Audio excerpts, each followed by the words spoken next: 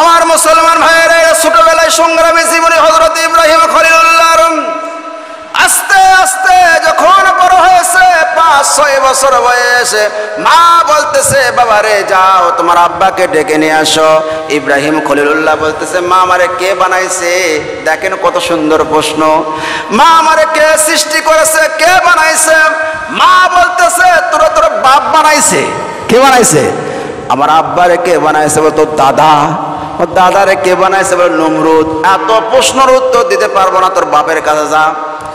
যায় দেখতেছে আজর ঠাকুর বসে বসে মূর্তি বানাইতেছে। কি বানাইতেছে? মূর্তি বানাইতেছে। হযরত ইব্রাহিম খলিলুল্লাহ বাবাকে বললেন বাবা মা ডাকছে, নাস্তা করবে, ভাত খাবার, চলেন যাই। বাবা তাড়াতাড়ি চলো। বলে বেটা আদবের সাথে কথা কও, আল্লাহর সামনে আসি। বলে এটা আবার কেমন আল্লাহ? তুমি যাকে বানাও লড়তে পারে না, চলতে পারে না, তুমি যদি কইতে তুমি তার খোদা বিশ্বাস করতাম, কিন্তু তোমার খোদা আসে আমি এটা বিশ্বাস করি না। তখন ইব্রাহিম খলিলুল্লাহ একটা কথা বলেছিলেন, অকালাম ইদ ক্বালা ইব্রাহিম লিআবিহি আযার আতাত্তাখিযু আসনামান আলিহা। নিজের হাতে তুমি মূর্তি গড়াও, নিজের হাতে মূর্তি বানাও, তোমার ভালো মন্দ কোনো কিছুই করতে পারে না। ক্বালা ইন্নী আরাকা ওয়া কওমাকা ফি দালালিম মুবিন। হে পিতা আমি দেখতে পাচ্ছি তুমি নিজে তো ডুবছো, এই জাতির লোকদেরকে ডুবাইতেছো। কে বলছে এই কথা? ইব্রাহিম খলিলুল্লাহ।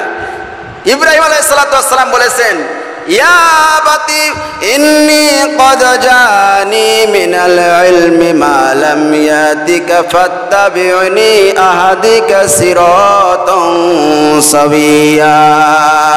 হে আমার পিতা, আমার কাছে এমন একটি জ্ঞান আছে, এমন একটি এলিম আছে যে এলিমটা জ্ঞানটা আপনার কাছে নাই। আপনি আমাকে অনুসরণ করুন, আমি আপনাকে সহজ সরল সঠিক পথ দেখাবো। বলুন না সুবহানাল্লাহ। এ বেটা কই কি? এগুলো কি কথা বলতেছে? আমার এই মূর্তির বিরুদ্ধে আমার ছেলে কথা বলে, এর বুদ্ধি জ্ঞান কম আছে। একটু কি বাইরে ঘোরাফেরা করার দরকার। সকল আজর ঠাকুর ওই মূর্তিগুলো ঝাঁকার মধ্যে দিয়ে বলল বেটা এই মূর্তিগুলো নিয়ে যা আজকে বাজারে বিক্রি করে আয় যা। ছেলে এবার মূর্তিগুলো মাথায় করে নিয়ে বাজারে গেছে। আস্তে আস্তে যখন একটু বড় হয়েছে ইব্রাহিম খলিলুল্লাহ, চলাফেরার উপযুক্ত, মূর্তিগুলো নিয়ে বাজারে গেছে। যাওয়ার পরে বসে আছে, মানুষের জিজ্ঞাসা করে মূর্তির দাম কত? ইব্রাহিম খলিলুল্লাহ বলতেছে এর দাম আমি কমুকা, তারে জিজ্ঞাসা কর তার দাম তাই কয়া দিবে। মানুষ কয়ে পাগলা নাকি, এই কি চল রে, এই মূর্তি কথা কইতে পারে, এই কারণে দাম কমে। বলে যেই দেবতা কথা বলতে পারে না, লড়তে পারে না, চড়তে পারে না, সেই দেবতা তোমরা পূজা করো কেন? তোরা বলেন আল্লাহু আকবার। মানুষের এর বক্তব্য শুনে একটা বেচা হয় নাই। সব মানুষ এই পাগলার কাছ থেকে মূর্তি আর নেব না, সব বাড়ি চলে গেছে। ইব্রাহিম খলিলুল্লাহ সন্ধ্যা হয়ে গেছে, এটা বেচা হয় নাই। ওই যে টুকরি যা আছে দড়ি ছিল, দড়ি দিয়ে কারো মূর্তির পাও বাঁধছে, ঠ্যাং বাঁধছে, হাত বাঁধছে, মাথা বাঁধে, ঘাড়ের উপর দড়ি নিয়ে টানা শুরু করছে বাড়ির দিকে। বাড়িতে নিয়ে আসার পর ওই যে পাহাড়ি অঞ্চল বুঝেছেন না, বাড়িটারি খায়া কোনো মূর্তির নাক গেছে ভেঙ্গে, কোনো দাঁত গেছে পরে, কোনো হাত গেছে ভেঙ্গে, কোনো মাথা নাই, কোনো চোখ ব্যাটারি নাক ভাঙ্গা, এই অবস্থায় বাড়িতে আসছে। বাপে জিজ্ঞাসা করে মূর্তি এই অবস্থা কে? বলে আব্বা আর কইও না, এরাই লাগছিল মারামারি। এই কি মারামারি আমি ঠেকান পারি না, ঐক্য জোট লাগে, ইয়োগ মারে বসছি না, ইয়োগ মারে বসছি না, আব্বা লাখটা ফাড়াইছে সব। বাপে কয় যে মূর্তি কি মারামারি করতে পারে? সেই সময় ইব্রাহিম খলিলুল্লাহ দীপ্ত কণ্ঠ বলেছিল বাবা যেই মূর্তি মারামারি করতে পারে না, কোনো ক্ষতি করতে পারে না, ভালো মন্দ করতে পারে না, সেই মূর্তি তোমরা পূজা করো কেন? বলো না আল্লাহু আকবার। শত্রুতা শুরু হয়েছে কি হয় নাই? শত্রুতা শুরু হয়ে গেছে। জাতির লোকেরা সকলেই চলে যাইতেছে। আজকে বড় একটা মেলা, আজকে বড় মেলা, এই মেলার মধ্যে সবাই যাইতেছে। ইব্রাহিম বলে ইব্রাহিম চলো আজকে মেলাতে। বলে ইন্নী আনা মারিজুন, আমি অসুস্থ, আমি যাব না। অসুস্থ দুই প্রকার, একটা শারীরিক, একটা মানসিক। ইব্রাহিম খলিলুল্লাহ মিথ্যা বলেন নাই, মানসিকভাবে জাতির লোকদের পথভ্রষ্টতা দেখে উনি মানসিকভাবে অসুস্থ হয়ে পড়েছেন। তখন বললেন আমি যাব না। সবাই মেলা করতে গেছে, সেখানে একটা বড় মন্দির ছিল। মন্দিরের ভিতর ঢুকছে ইব্রাহিম খলিলুল্লাহ, ঢুকে যত দেবতা ছিল সবগুলা ভাঙছে, ভেঙে একবার মেসাকার করছে। বড় যে দেবতা আছে ওই দেবতার গলার মধ্যে কুড়ালটা রাখে বাড়িতে এসে বসে আছে। সব মানুষ মেলা করে আসার পরে বাড়িতে আসার পরে দেখতেছে কারে দেবতার কারো হাত নাই, পাও নাই, মাথা নাই, ঠ্যাং নাই, কি অবস্থা, এই অবস্থা কে করলো? কোরআনে কারিমের মধ্যে আসছে, কোরআনে কারিমের ইতিহাস বলতেছি, কোরআনে কারিমের ব্যাখ্যা। এবার সব লোকেরা বললো যে ওই যে একটা যুবক আমাদের দেবতার বিরুদ্ধে কথা বলে, চলেন তার কাছে। ইব্রাহিম খলিলুল্লাহ কাছে বলতেছে যে এই দেবতার এই অবস্থা করছে কে? ইব্রাহিম আলাইহিস সালাম বলতেছে তোমরা কি বোঝো না, মাথার কি বুদ্ধি নাই? দেখতেছো না ওই যে বড়টা, ওই বড়টা সবগুলা মারে কুড়াল ঘাড়তলে দাঁড়ায় আছে, চোখে পড়ে না?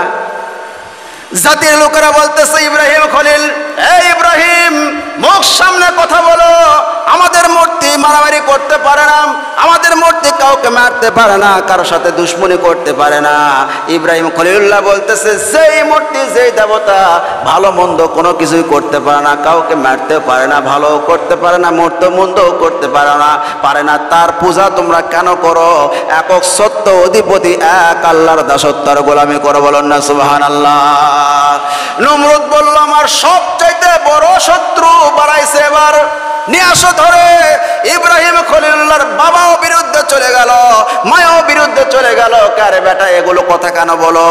নমরুদের কাছে ধরে দেওয়া হলো। নমরুদ এবার আগুন লাগাই দিল, আগুন লাগাইছে। কিতাবের মধ্যে আসছে 40 দিন পর্যন্ত আগুন দাউ দাউ করে জ্বলেছে। সরকারের উপরে ইব্রাহিম খলিলুল্লাহকে তুলেছে। ইব্রাহিম খলিলুল্লাহ সরকারের উপরে উঠে বসে আছে, দড়ি দিয়ে হাত পা বাঁধা। ইব্রাহিম খলিলুল্লাহর চোখ দিয়ে পানির ফোঁটা দরদর করে পড়তেছে। এমনি সময় ফেরেশতা এসে বলতে, হুজুর আপনি কাঁদেন কেন? খলিলুল্লাহ আপনি কাঁদেন কেন? আপনি কি আগুনকে দেখে ভয়ে কাঁদতেছেন নাকি? ইব্রাহিম খলিলুল্লাহ বলে, না আমি আগুনের ভয়ে কাঁদি না, আমি কাঁদতেছি মনের কষ্টে কাঁদতেছি। কারণ বাবার কাছে মার কাছে সন্তান বিপদে পড়লে বাবা মার কাছে যায়, আমি দেখতে পাচ্ছি ওই সরকারের রশি ধরে দাঁড়িয়ে আছে আমার বাবা আমার মা, তারা আমাকে আগুনের মধ্যে ফেলে দেওয়ার জন্য দাঁড়িয়ে আছে। এবার জিবরাইল ফেরেশতা এসে বললেন, হুজুর খলিলুল্লাহ আপনি আমাকে হুকুম করেন, আল্লাহ পাক আমাকে এত শক্তি দিয়েছে, এক ঝাপটা আমার এই অগ্নিকুণ্ডকে নিভায়া দিব। হযরত ইব্রাহিম খলিলুল্লাহ বলেছিলেন, ও জিবরাইল যাও, তুমি আমাকে ডিস্টার্ব করো না, আমার পরীক্ষা চলতেছে, পরীক্ষায় ডিস্টার্ব করো না। আমার আল্লাহ এমন অন্ধ আল্লাহ নয়, কানা আল্লাহ না, তার খলিলুল্লাহ আগুনের মধ্যে পূর্বে আর সে দেখতে পাবে না। আমার আল্লাহ যদি আগুনের মধ্যে আমি ইব্রাহিম পুড়ে যাওয়ার কারণে খুশি হয়ে যায়, জিবরাইল শুনে রাখো, জেনে রাখো, আমি ইব্রাহিম কেন, আমার গায়ে যতগুলো পশম আছে সমস্ত পশম যদি একটা করে জীবন হয়, আল্লাহ রাস্তায় আগুনের মধ্যে পড়তে রাজি আছি, বলুন না সুবহানাল্লাহ। আগুনের মধ্যে ফেলে দেওয়া হলো। আল্লাহ রাব্বুল আলামিন তার জীবনে অনেকগুলো পরীক্ষা নিয়েছেন, এটা হচ্ছে 1 নাম্বার পরীক্ষা, আগুনের পরীক্ষা। ইব্রাহিম খলিলুল্লাহ পাশ করলেন, আল্লাহ পাক আগুনকে নোটিশ করে দিলেন, ইয়া নারু কুনি বারদাও ওয়া সালামান আলা ইব্রাহিম, হে আগুন আমার ইব্রাহিমের জন্য শান্তিদায়ক ঠান্ডা হয়ে যা, জোরে বলুন আল্লাহু আকবার। কবি সম্রাট বিশ্বকবি আল্লামা ইকবাল বলেছেন, আজ ভি হো জো ইব্রাহিম কা ইমা পয়দা, আজ ভি হো জো ইব্রাহিম কা ইমা পয়দা, আগ কর সকতি হে কে আন্দাজে গুলিস্তা পয়দা। আজও যদি কোথাও হয় ইব্রাহিমের ইমান বিদ্যমান, অগ্নিকুণ্ড করতে পারেন, অগ্নিকুণ্ড খুবসুরত গুলিস্তান। আল্লাহু আকবার কোন অগ্নিকুণ্ড। এখনো যদি ইব্রাহিমের কোন সন্তানকে আগুনের মধ্যে নিক্ষেপ করে, ইব্রাহিমের ঈমান যদি তার কলিজার মধ্যে থাকে, ইব্রাহিমের মতো ওই আগুনকে যেমন ফুলের বাগান বানায় দিয়েছিল, সেই তার জন্য আল্লাহ পাক বানায় দেবে, জোরে বলো না সুবহানাল্লাহ। 1 নম্বর পরীক্ষায় পাশ করলেন। আল্লাহ রাব্বুল সংক্ষিপ্ত বলতেছে জীবন ইতিহাস। দেখেন ইব্রাহিম আলাইহিস সালাম হাজরাকে বিবাহ করার পরে 86 বছর পর্যন্ত কোনো সন্তান নাই, কোনো কি নাই বাবা, কোনো সন্তান নাই, কিন্তু ধৈর্য হারা হন নাই। কোনো খাজার কাছে, বাবার কাছে চান নাই, অন্য কারো কাছে চান নাই। কার কাছে চেয়েছেন?